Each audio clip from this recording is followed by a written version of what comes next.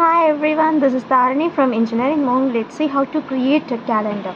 So first we are importing the calendar library, import calendar, and then we are mentioning a year.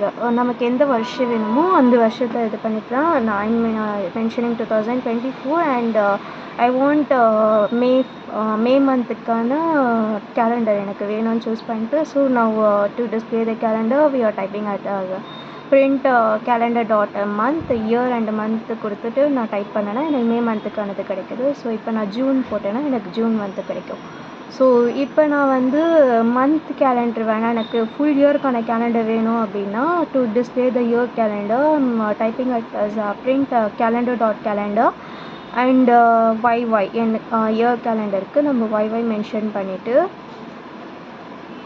இப்போ நம்ம run பண்ணி பார்த்தோன்னா and 2024 whole இயருக்கானது வந்துதா. இப்போ 2023 போட்டோன்னா 2023க்கானது வந்துடும். சரியா? தேங்க்யூ ஃபார் வாட்சிங்.